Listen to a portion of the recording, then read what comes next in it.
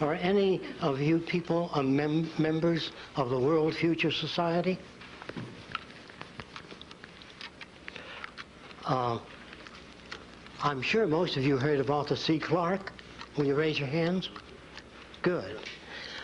He said that if he wrote a book that everybody enjoyed and understood, he said he wouldn't be saying anything new. Think about that. What I'm going to talk about is going to change some of your lives, the way you look at yourself and the way you look at the world around you. The subject matter is not the kind of matter you get from ordinary sources or books. So I would like your participation in an experiment. And some of you might be able to tell what it is that I draw on the board before I finish. And if you know what it is, interrupt, say, I got it. So I'm going to start. Can all of you see the board? I don't think I can make it with this.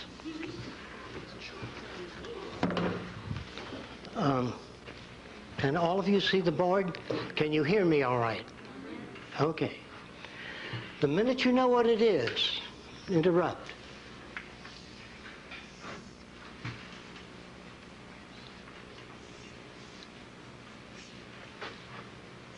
Sinking ship, the Titanic. What is it? Titanic. Okay, great. Now, if he didn't call that, remember there's no ship there at all. There was enough bits for his associative memory to put that together. Now, you know that's not a ship. Now, what is this? Some of you older people might guess this. An alarm clock. Who did that? You are amazing. That's no, where's the alarm clock? Well, anyway, if she didn't call that, if she wasn't able to call that, I would have put the legs on it and the clock and Hamilton watch coming, until somebody called it. Now, there are still some that cannot see the ship. So I would have gone all along, put all the windows in, Titanic, everything, till somebody got up and said, yeah, Titanic. Well, this is an attempt to prove that all of us are capable of making decisions and arriving at a conclusion without all of the information prepared for us. That is a unique quality in human beings.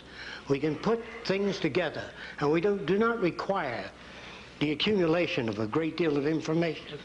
In this system, if you understand this system quite well, who would you say this is?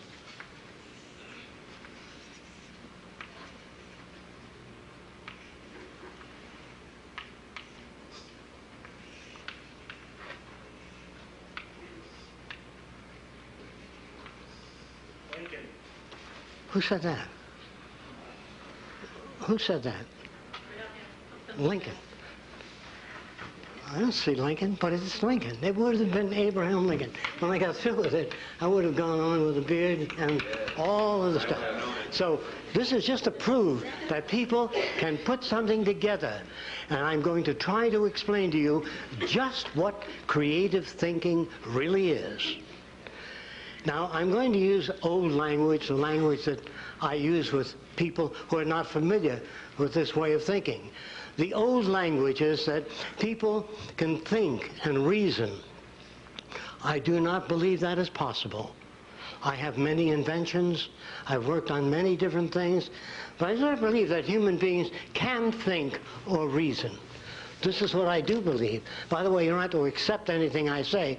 During the question period, don't be polite. Come at it from all angles. Break it down if you can. This helps me and it helps you.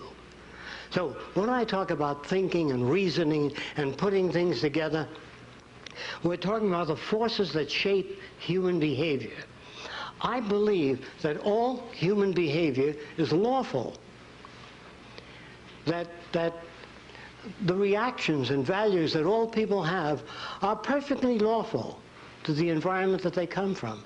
So every human being is perfectly well adjusted from where they are coming from their background and experience. If you as a baby were raised by the Seminole Indians, you would behave, if you never saw anything else, like a Seminole Indian.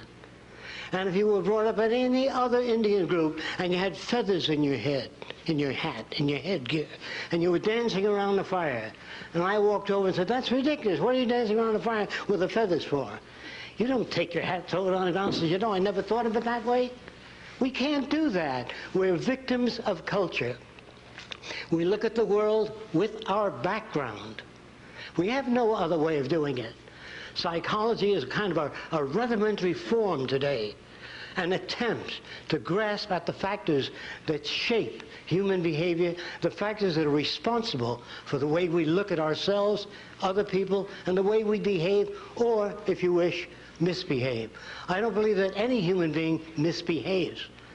They use whatever tools they know of, whatever tools they're familiar with. Language is a tool. If someone were to show you a picture of an airplane, what appeared to be an airplane, without wings, well, people look at it and they stand back and they say, "It'll never fly." But they don't say, "How do you propose to lift off the ground without wings?" That's the key to communication. Now, a very famous scientist, deceased now, tried to get the government and people to put up sufficient funds to monitor outer space, to try to make contact with extraterrestrial life.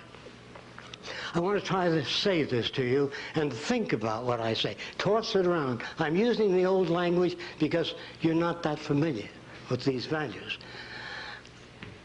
If people or beings or things can travel 100 million light years through time and space, they are not humanoid. The storage system for water would occupy miles, and all of the facilities required by humans would take up tremendous amounts of space and require tremendous amounts of energy. Now, there are people that talk of flying saucers that land here on Earth, and they go to some farmer, you know, and they take him into the saucer, and they do all kinds of experiments on them. Now, first of all, people do not travel hundreds of millions of light years to pick up some farmer and ask him what kind of suspenders he wears. Carl Sagan wanted to communicate with extraterrestrials. He hoped that they, in turn, would communicate with us. Now, you know that the Republicans can't communicate with the Democrats. You know that husbands and wives have difficulty in communicating. Children and parents have difficulty because the language we use was designed a long time ago. And it is inherently difficult to get ideas across in the language that we use today. However, when engineers meet and talk, they speak a different language. One engineer might present a very thin cable and says, "This can support 5,000 tons. And the other engineer says, "What's its tensile strength?" And he's given that information. Then he puts it in a machine. I don't know whether you knew this. And he snaps it to make sure that it holds to that. When engineers design an airplane, well, we'll probably be chasing this around. They do all the calculations. This is a front view, a very rapid drawing of a front view of an airplane. They do all the rapid calculations, and they figure what that wing will be able to support. And after all their calculations, and after they're certain, they then pile sandbags on the wing. Did you know that? Until it breaks off to make damn sure that it does the job. Now, that does not exist in everyday language. In everyday language, you don't have that ability. When an engineer meets another engineer, he says, "I can illuminate an area with this tiny point of light that has 50,000 square feet." The engineer says, "Well, that's not possible." He doesn't talk like that. He says, "How do you power that unit? What kind of voltage does it take? How do you illuminate that spot?" They ask questions. The average person, "Yeah, nah, not in 1,000 years." That's been around for a long time. That is a language of war, of hatred, of bigotry, of prejudice, the inability to ask questions. And we've got to be very careful about that. And at one lecture I remember at Princeton, I was trying to say that human beings cannot think or reason. This is a psychology department and sociology. Well, one of the individuals stood up, one of the staff, and he said, all right, where did the camera come from? There were no cameras at one time. Someone had to think about a camera. It just doesn't come out of the thin air. And after doing a lot of work, many years ago in ancient Egypt, or if you live out in the country, or have lived out in the country, if there was a hole in the barn wall, that is, a nut was knocked out, the cows on the outside appeared on the wall of the barn, upside down. And in Egypt, you went in this dome to see the upside-down world. There was a little hole here, and the daylight came in, and you saw people walking upside down on the wall. How many of you have experienced that kind of phenomena? That is essentially the box hole camera. A camera, the simple camera without a lens, is just a little hole in a box. And somebody said, well, how can I see that image? And they used a transparent membrane back here, and they could see the upside down head or a person or a cow. And they asked this question, if only I could retain that image. Well, that isn't the answer. That's just a question.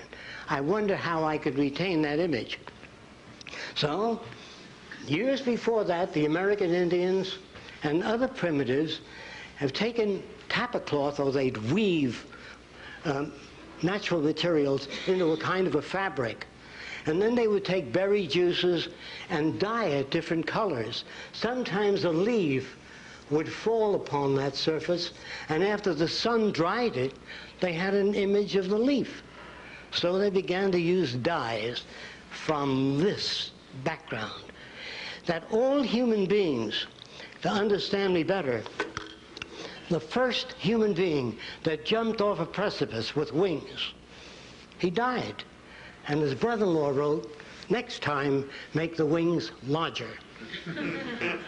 No one starts out right away and solves a problem, unless you have a tremendous background in many different areas. Well, the next guy that jumped off, he jumped off with the larger wings. And he flew a little, and then they went. And the old fisherman said, you got to brace them wings, like a boat, like a mast. They're not going to hold, so they braced it. And then they jumped off the precipice, this individual, and he flew, and he hit a tree. And he hurt his leg real badly. And his wife said, you know, John, a fish has a rudder. Good point.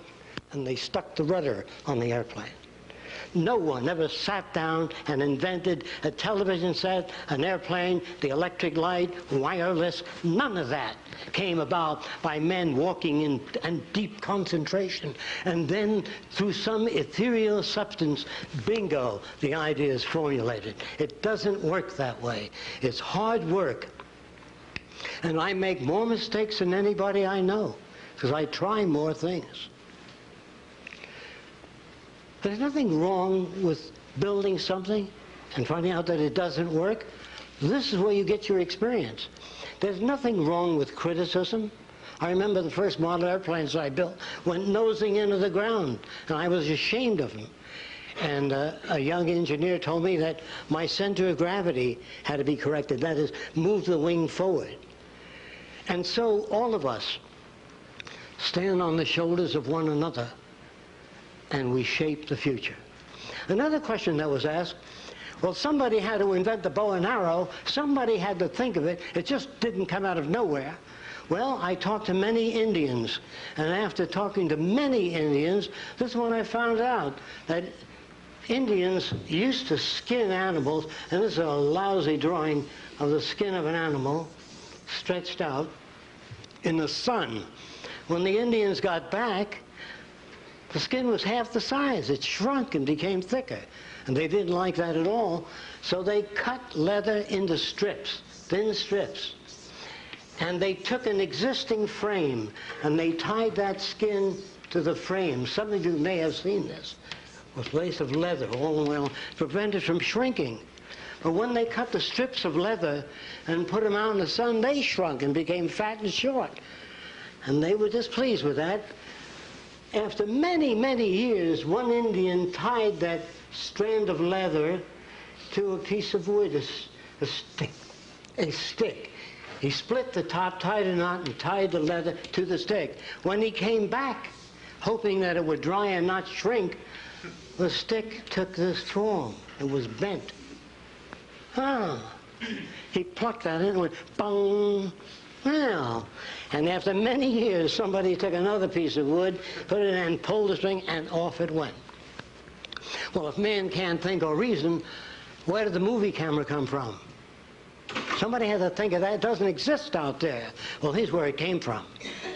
Many, many years ago, thousands of years ago, in China, they used to take a candle, and they'd take some bamboo paper at the time, and put it in front of the candle, and then they'd cut out a little figurine of a human being and put the candle behind it. And as the candle undulated, the little person would dance, and they'd play music. That was the beginning.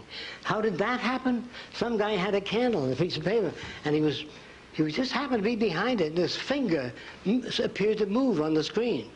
And so he extracted or built upon that phenomena. Then later, something interesting occurred. The Chinese used to take these tremendous scrolls and open them up. Well, they then later taped, or they wired, or they used gut and tied many pages together and built a kind of a pad. But in order to get to a particular page, the Oriental would mark the corner of the page so that they can find with a symbol. And as you flip through the pages fast, that little dot would jump all over the place. Well, years later, an individual drew various successive pictures of a bird in flight and put them down in the corner of the paper and flipped it. And the little bird wings began to move up and down. Well, a Frenchman saw that, and he took little pieces of cardboard and he put them in a circular pattern. I'm going to try to get it done as clear as I can quickly. And he put a crank up here that you turn, and the little pictures would go around the circle.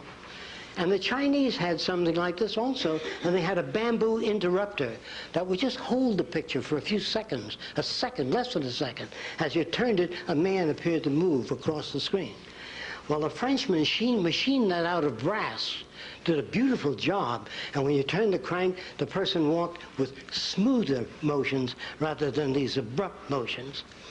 Edison saw that unit that the Frenchman designed, and he turned it into this position. I guess I can't work with that microphone. Can you hear me back there? Okay. And what happened is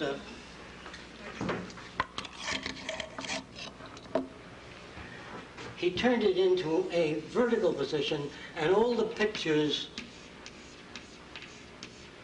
were set in a circular fashion. And you turn the crank here. Excuse me.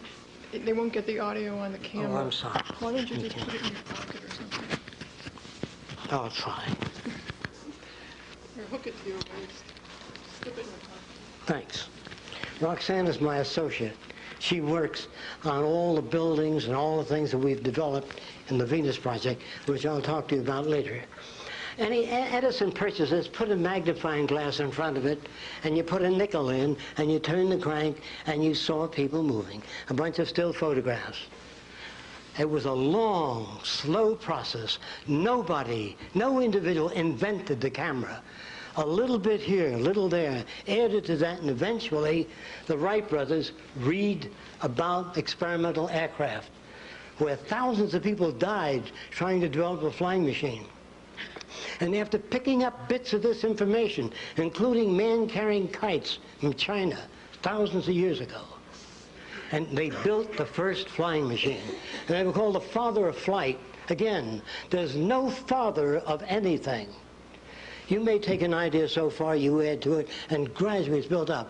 A genius is a person that has been exposed to many different systems, and therefore they can come up with a wide range of solutions. A man like Leonardo da Vinci, You think that he just evolved out of nothing? He spoke to people that were interested in mechanics in his time. They gathered and they shared ideas, but you only hear of Da Vinci. Unfortunately, guys like Nikola Tesla, Edison, all the great innovators of the past have been influenced by other people. And the mythical structures that we build around inventors, that they inherit special abilities, they are geniuses, or they're in tune with the infinite mind, and the ideas somehow filter in. Well, this is the kind of nonsense. It's the same story about, is there intelligent life out there? The real question is there intelligent life here? We don't think so, not yet. I'm serious, I'm not kidding. What is intelligence? Well, the ability to reason things out. You can't have that ability unless you've had experience in particular areas. An Eskimo never dreams, I repeat this, of walking on a palm-fringed beach. Can you understand that? It is not possible unless he has seen motion pictures or something about the beach. It is not possible for any human being to build a frame of reference of any kind without experience. I know where every invention I ever made came from. I know the influence, the books I've read, the people I've known, everything that shaped those values. And sometimes people say, well, when did you think of that wonderful idea? It was February the 1st? No, it's cumulative bits of information that we put together with experience. So all of the artificial structures and artificiality of all societies, they are all primitive today. They are all backward. The very fact that we use political systems, the very fact that there are Democrats and Republicans and notions about how the world ought to be governed. Now, scientists could not do a thing with that. If you want to put a man on the moon, you have to know what the distance is precisely. You have to know how much material you're lifting up toward the moon.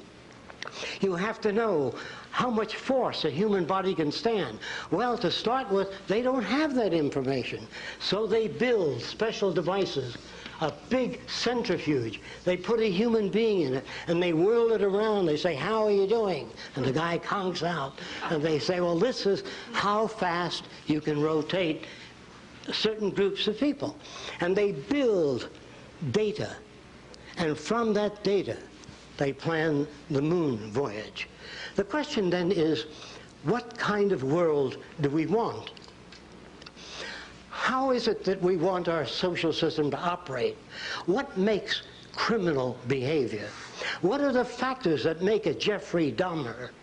I'm sure you know who that was. Before Jeffrey, there was Albert Fish. I don't know if any of you remember Albert Fish. Albert Fish was a fine-looking gentleman. He ate 45 children. Well, you wonder, how can anyone do that kind of thing? I'm going to try to give you some idea of the background of Albert Fish. When he was a youngster, about 10 years old, he was touching his private parts.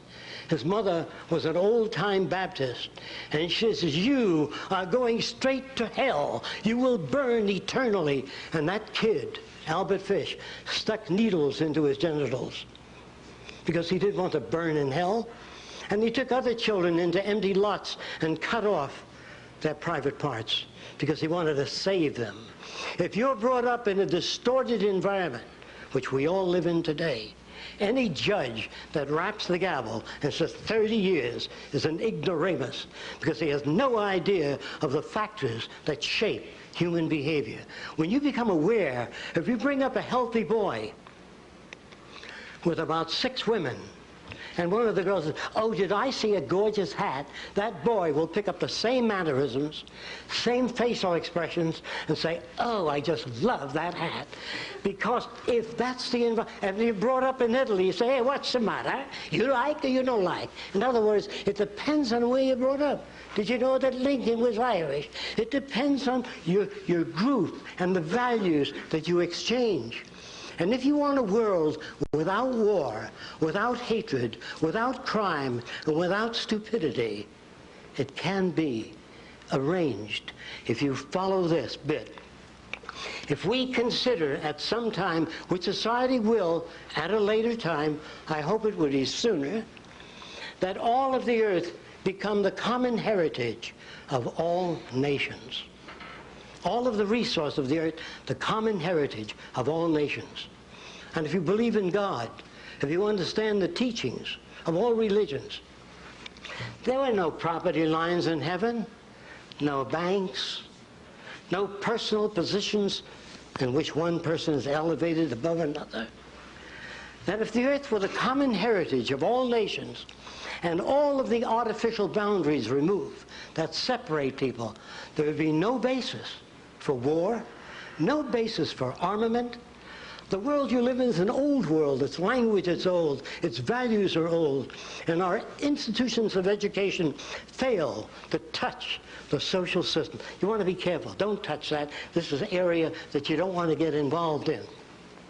Well, in order for you to grow, in order for you to make the world a better place, you have to face this situation. I don't say that people are going to sit back and do that. According to all historical records, no civilization, anyway, to my knowledge, has ever sit back to plan the future. Exactly what we're going to do, how we're going to live, how we're going to work out transportation. No, we just build highways all over the place. Although you go to school and you learn something, you learn that a straight line is the shortest distance between two given points. Well, look at a road map of the United States, and I think you'll find spaghetti all over the place. Rarely do you see that. Look at your cities, every building a different size and shape. This does not express individuality. It's utter chaos. At 4 o'clock, all the cars come out of this building, and they can't get across that bridge. So you've got to build another bridge. So you elect people to political office that are totally incompetent. They are neurally bankrupt. I don't care whether you're Democrat or Republican. They don't have the value system to solve these problems that exist. They are not educated in that way. They are brought up with a uniform set of values. And they go out into the world, and this is a sad story of coming events. There are computers today, there are machines in existence today that can handle 500 trillion bits of information per second. No human comes anywhere near that. And you think that in the next 15 or 20 years there's going to be people in government? No way. For example, if you took a group of computers and arranged them in a special fashion and ran the electrical tentacles out to the agricultural belt with probes into the soil, when the water table dropped, that would turn on the pumps and bring the water into the area. If the nutrients changed, it would pump nutrients into the area. What kind of world do you want? I don't think any of you here, maybe a few of you, might remember when human beings used to operate elevators. They'd turn a crank. They never quite got to the floor, up and down. Finally, they became automated. Step back. It's a lovely day today. How are you, Mr. Jones? If they scan your face, and they'll take you exactly to that floor. After that comes a transveyor. An elevator moves up and down, sideways, all directions. You get on it and verbalize. I want to go to the art center, music center. And it'll take you there. The kind of world you live in and the automobiles that exist as transportation units are dangerous because they have a bumper in front and one in the back. And I'm sure that if an extraterrestrial visited the Earth, they say, what are those shiny things in front and back of the vehicle? Well, they're bumpers. They're to prevent damage. Well, don't you ever hit on the side? Why isn't the bumper all around the car? And then they came with the airbag, and they put an airbag in front of you. If you get hit on the side, your head goes right through the glass. They had a long time, the automobile companies, a long time to solve those problems. And then you see motorcycle policemen pull over. Where do you think you're going? See, all you have to do in a car, if you wanted to, I wouldn't do it, I wouldn't even put this in a car, is put a sort of a chimograph or a cylindrical recorder. When you go through a 30-mile-an-hour zone to 50 miles an hour, it's recorded on there. And every month you have to tear that strip out of your car and mail it into the police department. Well, the police wouldn't like that. But how many violations do you think you'd have? There are better ways than that. You just make a car intelligent. Now, here's what that means. How intelligent can a machine be?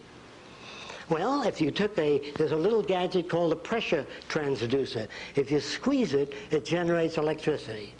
So let's put one in each tire. And let's say that you kick the front right tire. It goes to a recording, says, ouch, my front right tire. Now, of course, if you kick any tire, it'll verbalize. But if you kick it hard, it'll say, ouch, my front right tire. And if you kick it again, you say, who do you think you are? Do you want to give a machine feelings? Do you want to give a machine compassion, love, warmth? I'll tell you why they leave it out of machines, because it doesn't work. Human emotions that you learn are the most significant and most important differences between men and machines. Human emotions are a very touchy subject. It's like racing your engine at a stoplight, you know. It doesn't take you anywhere. It doesn't serve any purpose. If you get a lump in your throat when you see hungry people, that's emotional. But when you increase the agricultural yield per acre, that's caring. That's love. Love is transforming all of the verbal and paper proclamations to a way of life. The shameful thing about our century is that there was only one Edison, one Louis Pasteur, one Nikola Tesla, one Madame Curie. We should have had thousands of them, and we will, once we get rid of the artificial boundaries that separate people. Once we get rid of nationalism, patriotism. Again, I do not mean to offend anybody. All that I ask you to do is think about this, toss it around. This is what the Venus Project advocates. The Venus Project is a design for culture in which we bridge the difference between all nations. How is that done? By a universal language, the blueprint. If you open a blueprint in Japan, they know what you're talking about. If you write a prescription for England, Japan, France, the pharmacologist understands that. There's no discrepancies. There's no ambivalence. I wonder what he meant by that. It's clear. The language we use daily is not. The language of warmth and love are verbal excuses and verbal outlets for some people for avoiding their responsibility to make the world a better place for everyone. The smarter your kids are, the richer my life.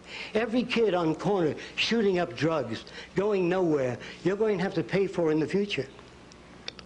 Therefore, it is efficient and functionally selfish to build a better world for everyone.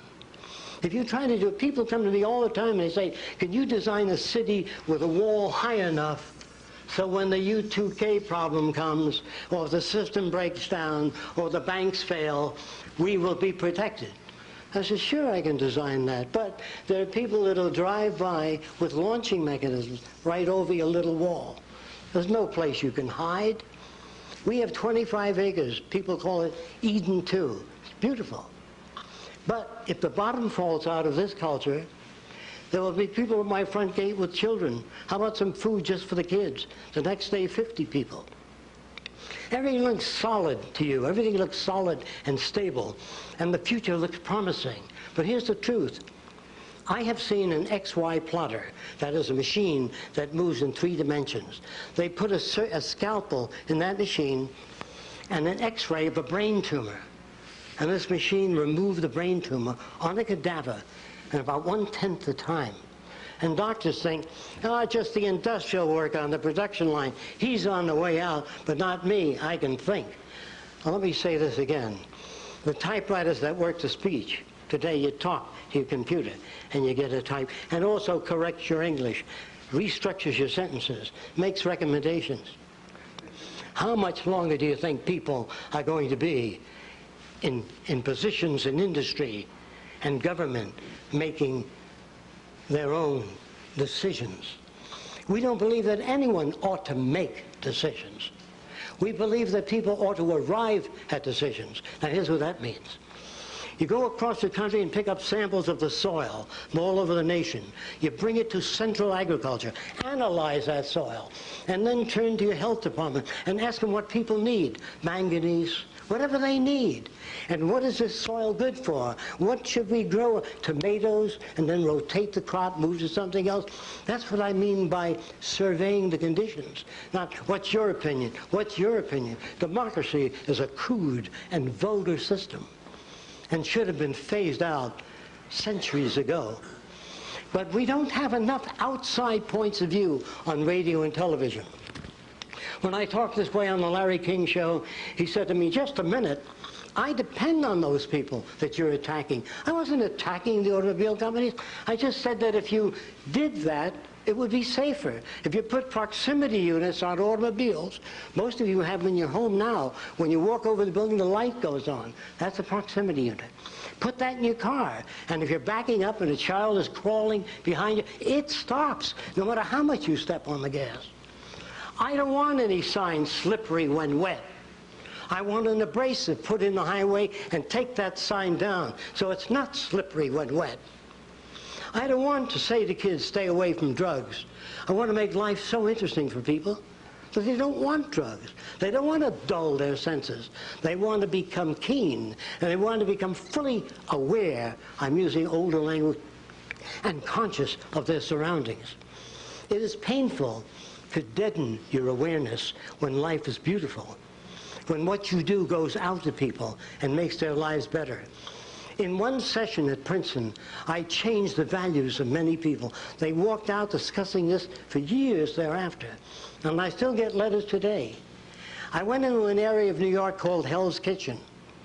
The kids there were considered very bad. And the social worker used to wear a necktie and eyeglasses. And anyone who wore eyeglasses when I was a kid was a sissy. And when you wear a necktie and a suit, and you're talking to these kids in rags in the slums, they look at you as an outsider. You're unacceptable to them.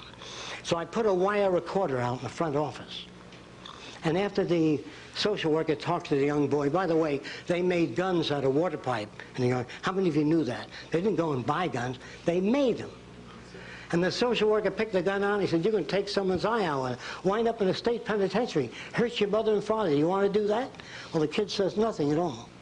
Then when the kid walks out, I make a wire recording of the way he talks to his friend. Hey, he's a jerk, the guy up front, the social worker. Then I walk over to the social worker. How'd you make out with Johnny? I had a good talk with the boy. I believe we established rapport. How do you know that? He says, I felt it intuitively. Then I play the tape. By the way, it was a wire recorder. I play the tape of the kid's answers. And he says, I'm grateful so-and-so. I said, no, just say, I don't know how to get to Johnny. I know how to get to Billy. I tried 8 different methods. None of them worked. So I said, watch what I do next week. I walked in the office, picked up the gun. I said, I understand you made this gun. He said, I told the guy I made it last week. This is in New York City. I used to make recordings of this. I wanted to use it in a film later. And I picked up the gun, I'm looking at it, and I'm shaking my head. He said, what's the matter with it? I said, come here. The damn pin is 1/8 of an inch off center. He says, yeah. And I said, if you put a couple of washers on the side, you can move the pin right on center. He said, hey, do you work here? I said, what, with those jerks? Nah. Can I bring my friends over to meet you? That's people like him with similar values. Then you go to work in their terms, not your terms. Real psychology has to be related to the real world, not theory, not lab experiments in schools where you're not in touch with people, where you don't get the feel of people, where you don't get the sense of their identification with the world around them. I have changed many of those kids. And I brought a gun in for them to look at and said, I made this gun. Wow, they said. I sure would like to be able to make a gun like that. I said, well, I can help you do it. You can, Well, what do I have to do? I have to learn how to draw a front view of a gun, a side view of a gun. I know I'm going fast and over a lot of drawings. You have to make 3 views to the gun so it can be made. He said, you know, I'm going to learn to do that. So I set them up on a drafting table, and I took them from guns to water skis to other things. Today, a lot of them are engineering draftsmen. Because they told me that the kids, they only had an IQ of 24 or something. You can't get to them. Well, I said to one of these kids with an IQ of 24, suppose you wanted to rob that jewelry store across the way. How would you go about it? Any way at all. Well, I said, I'd throw a bag of fecal matter in there, and the guy gets mad at my friend, and he runs there, and I clean off the counter. That's where they live. I suppose you wanted to rob the 3rd story. No ladders, no ropes, no weights. How will you get up to the 3rd story? Well, after several days, one of the youngsters came up with a piece of wood. He didn't even know what a wedge was. And you see that hunk of wood? I can stick in the bricks, and it gets tight no matter how far the bricks are. See, more than another. And I can climb up the guard. He didn't use that language. He used much stronger language. I climb up the building and take whatever I want to take. That's how I do it. Well, how do you give people an IQ test that come from a different environment? How do you know what they sense? Do you think that the formalist who tries to structure the nature of intelligence, the nature of creativity, without being creative, can do it? Well, in order to teach children how to become creative, I make a Martian out of rubber with eyes on tentacles and a pointed rear end. And they look at it and they think, nah. And I say to them, what good are 3 eyes or 4 eyes on tentacles? Eventually, when you look at the back, the front, the side, the top at the same time. And what if the guy had 6 arms? Well, he can shave, read a book, eat a donut, and drink coffee. Instead of, as we're brought up. If you met a Martian, they had an opening on the ear. So, what's that? Notice the attitude? What is that? Well, if we eat anything that's bad for us, it's ejected right away. Not in your system. It goes through your whole system.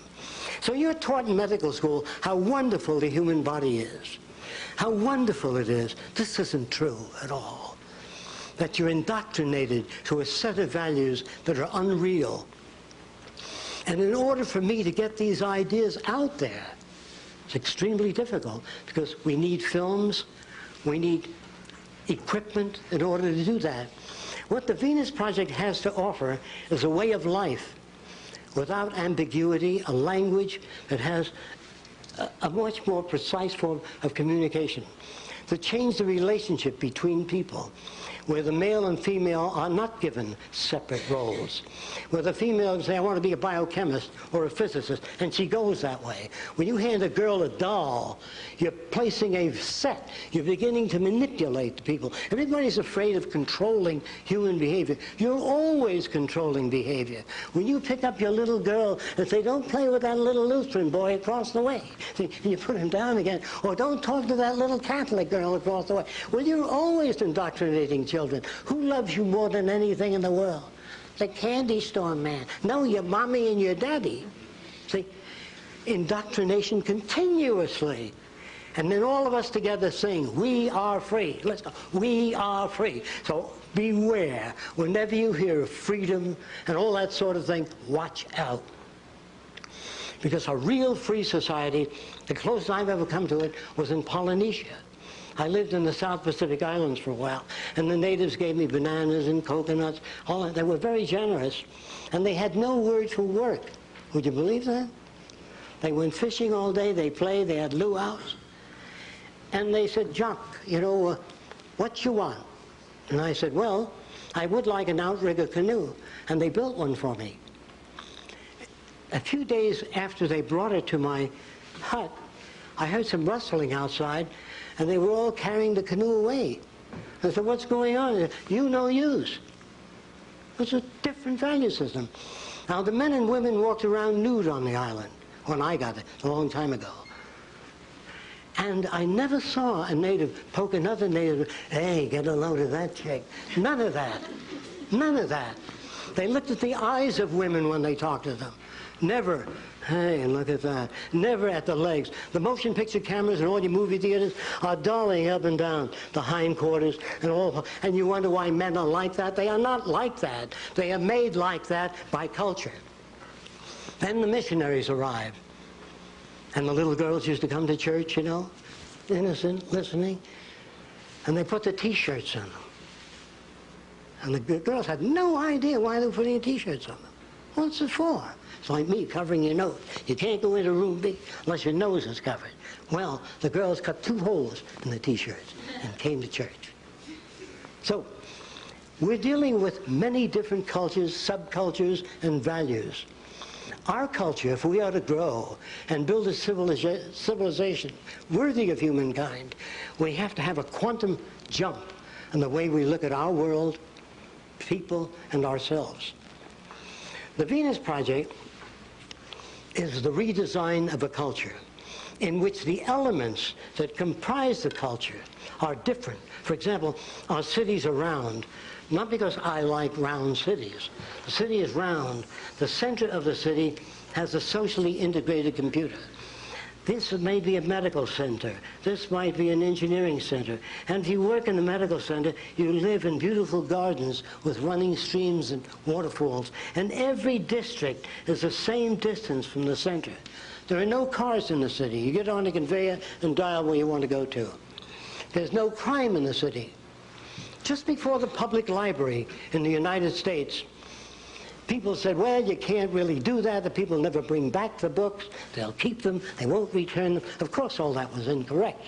I want to build a library where any child can walk in, check out a camera, check out art materials, check out water skis, make things available. People don't steal.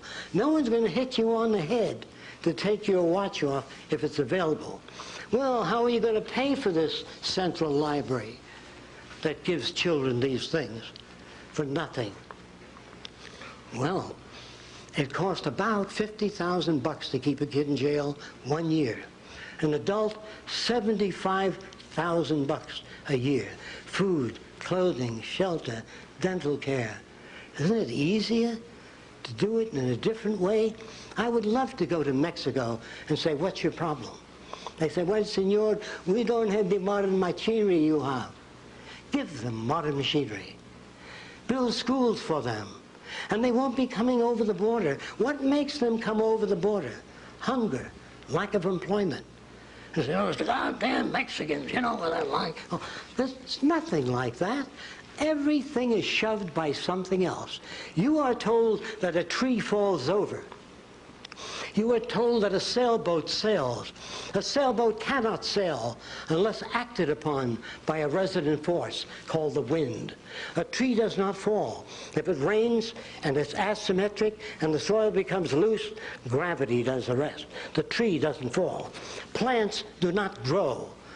They require radiant energy, nutrients, water. Stop any of those things and the plant stops. Human beings are not self-operating entities. We are operated by many resident forces. Of course, many of us are not aware of that. It looks like we're perfectly free, making our own decisions. I know I think for myself. I'm sure you do. That's an illusion. Because if you're brought up to believe in the Kennedy rocker, you want one for your home. It'll injure your back, distort your anatomy. But Kennedy had one like that, and I want one like that. When you break the patterns that have been established by existing society, you begin to move people in a new direction. I admit I could get up here and give a very pleasant lecture of how wonderful everything will be in the future. A helicopter in every garage, you know, a house in suburbia, another on the beach, maybe one in Hawaii. This is the future. That is not the future. Those are the illusion generators, and there are lots of them. Gregory once told me that being black and living in the South, Dick Gregory, he said, whenever I was late for work, I couldn't run to the bus because they would wonder what that blackie was up to, running. See? In other words, we project our value system into others. We project characteristics into others. We have to find out what we are really like. Now, many people tell me they want to find themselves. This is another ridiculous thing. Who are you going to find? Some jerk at 18 and a different value system at 23? You can never find yourself if you read, keep up with new ideas. What self? The self of 20? When I was 15, I was a jerk. And as time went on, I learned more about many different things and knew how much I had to learn in order to move forward. There is no finding yourself. People come over to me and say, I want to know how I relate to the cosmos. We don't even know how a single cell splits. And they want to know how they relate to the cosmos. What a bunch of verbal crap. Really, it's meaningless. And so, I'm sorry that I only have 1 hour to try to give you ideas along different lines. Generally, it takes seminars. It takes a lot of demonstration and films. I did not mean to offend any of you. I hope that I didn't. Thank you for your time.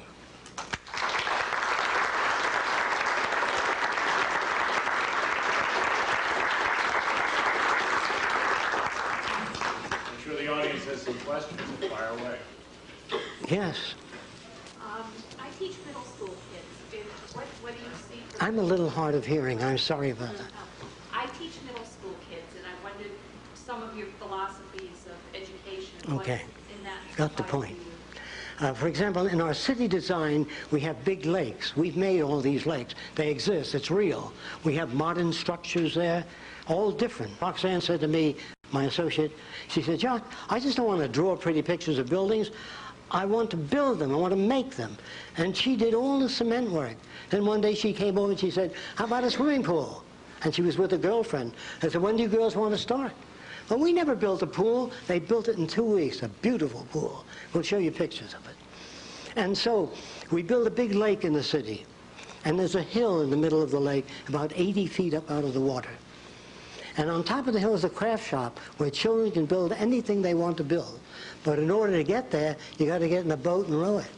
Instead of lining them up and say, come on, everybody together, forward, backward now. Arrange the environment so you have to row to get to the hill. You have to climb the hill to get to the craft shop. And an automobile or anything you build will not go together unless 4 children pick up the car and the others put the wheels on. Instead of saying, I want you people to work together and cooperate and stop fighting, arrange things so that it works that way. That's what nature does.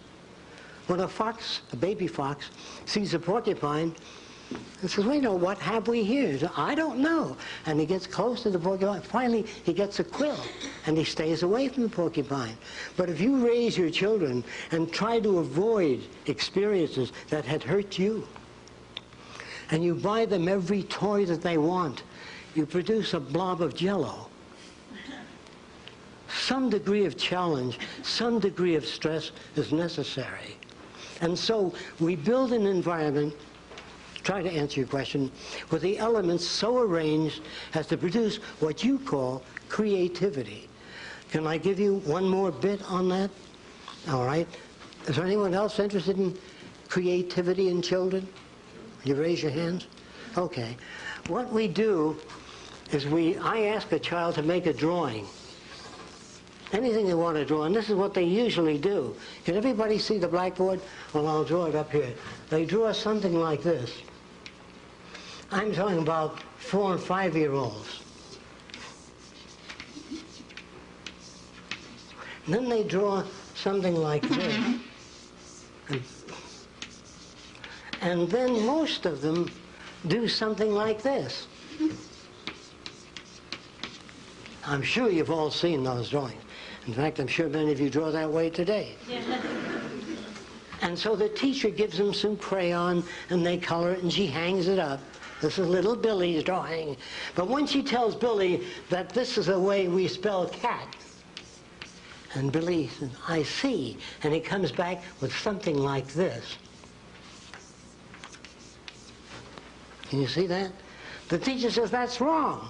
That isn't wrong. Most of it is appropriate. It's just this that we change. So I say very close. We just substitute this with something like this. And then the child comes back again with something like this. I say, much closer, much better. Only we turn this around so you can put the A inside of it. Say whatever you have to say to get the idea across. Instead of saying, well, that isn't what I told you. Well, you're just using that child as an outlet for insufficiency. Then I do this with the children. I have them draw the letter T. And I say, which one of these look like a peach pit? The child generally picks this. I say, those of you back there, I'm sure you can't see that, and the blackboard is fully cluttered, and I don't have, here, I'll try to clear an area where most of you can see. The child draws the letter T, and he draws a peach pit in the middle. Then he draws one peach pit here and one there, and he takes out the middle peach pit. Then I say, what is this? They say, that's a bunch of birdies flying. I said, good. You move down a peach pit and a half and draw the letter V upside down. And the child draws the letter V upside down. Then he draws a birdie under the V, one peach pit down, like this. And then he joins another birdie to that and a half round beneath that and one peach pit above. He does this. And then I say to the child, what is this? That's a heart. I said, good. Half a heart from the top of the eyebrow to the bottom of the nose. And they move from that offensive drawing made by the child to this in less than a half hour. And I'm talking about 5- and 6-year-olds moving into this realm, drawing sports cars, turning them around.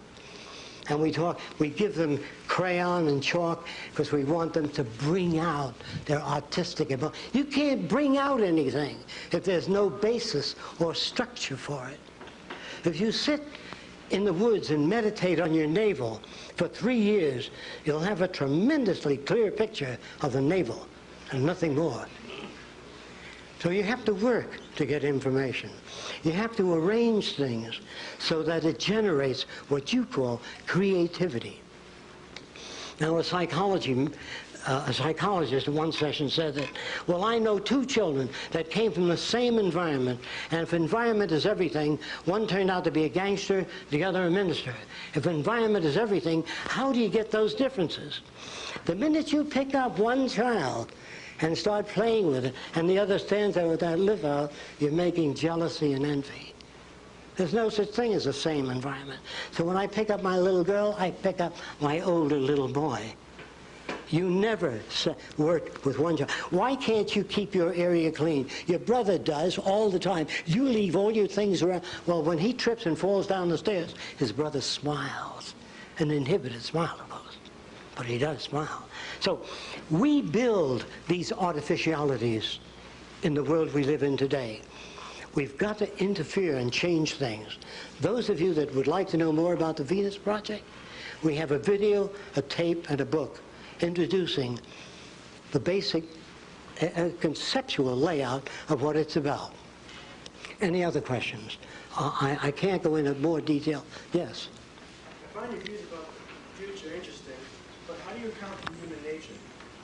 How do I account for what? Human nature. Human nature. Human nature is the way people have found other people to behave over many long years. They appear to manifest greed, jealousy, envy, even animals. If you take a cat and put it on your lap in the presence of the dog may growl. And a psychologist, that's what I mean by the nature of the beast. So I said, come on down to my lab in about a week. So I picked up my cat, put it on my lap, and the dog's tail starts wagging. Because you reinforce the dog before you pick up the cat and put it. The cat is a threat to the dog's security. The dog wants you to pet it, not the cat. So You give the dog these ambivalent feelings. But you can have 15 kids in the room without jealousy, without envy. It is not human nature. It's human behavior that's shaped by culture. Like I said, if you were brought up in China years ago, you'd walk with your hands in your sleeves and shuffle and wear a long pigtail. And so, well, that's human nature. That's not. That's the influence of environment on your behavior.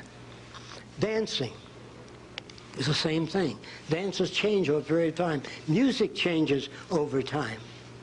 So there is really no human nature. Think about it. Toss it around. There is varying degrees of human behavior. If we wish to understand the factors that generate our value system, that generate the way we look at the world, you have to go back in time and study these things. I'm sorry, again, I can't go into much more detail, just a general overview of the Venus Project. Yes? You mentioned a universal language. Are you speaking about something like Esperanto? No, that wouldn't do. Or interlingua? Yes. No, that wouldn't do. The language has to have a physical reference. In other words, that means that, suppose we took some tungsten and hit it with high-pitched sound, and bouncing off that tungsten, a pattern occurred on a screen that looked like that. Now, this was the nickel, and this is the iron, and we learned how to chart that pattern. When you wrote tungsten, you do this in the future. So it's always like chemistry, like a pharmacologist reads a prescription, assuming the doctor's handwriting is good. Looks at that prescription, and it turns out the same product. We don't want individuality in that area. We want uniformity. Is there a place for individuality? You know, in the next few years, the word individuality will go the way all the other crude and vulgar terms went. Individuality, when you buy a Mercedes, if you can afford it, and you turn the key, you want it to start, not sometimes, all the time. And when you turn, you want it to turn. And when you put the brakes on, you want it to stop. So it's called quality control. Variations in human behavior, which we call individuality today, is poor quality control. In the future, the question of people, then wouldn't everybody be uniform then? Well, the question of uniformity is essentially this. They will uniformly like anyone they meet, uniformly share ideas and resources, uniformly share knowledge with everyone else, and uniformly courteous to everyone else. That's the only kind of uniformity. As far as the accumulation of wealth, property, and power, this will be considered part of the age of the Bulgarians. To us, this is all normal. This is a thing to do, to become successful. Well, in my early days, I wanted to be successful, and a company came to me and he said, we have a bunch of Mexican women and Indian women that sit at a conveyor belt, and they pick the black beans, and they pick the white beans, throw them in another box, and they said, can you improve that? I said, how far do you want to go? How many beans can you deliver? So what I did in the early days is I built a big bicycle wheel with hollow spokes that turned like an airplane propeller into a vat of beans, sucking up one bean to each vacuum tube. And then there was a photoelectric cell here. If the bean was black, it tripped it with a wire. And as you sit and watch, those beans went up like this in the big vat. And in 8 hours, we did the work that 50 women took 3 months to do. Now, I would like my machines to come in, but I would like them to get a shorter workday, an increase in purchasing power. If machines do not improve the lives of people that work in automobile factories, if they're automated out of existence, so will you be automated out of existence. All of us can be automated out. Roxanne recently had some area, she does architectural renderings, site plans. There are machines that do that some years ago. CAD. There are machines today that make models. If you take a vase and put it on the table and it's scanned, they have a laser beam that penetrates a fluid and solidifies that fluid in the exact shape of that vase. You can do it to England, China, anywhere in the world. And I want to repeat this. Machines today, that is 3 months ago, could handle 500 trillion bits of information per second.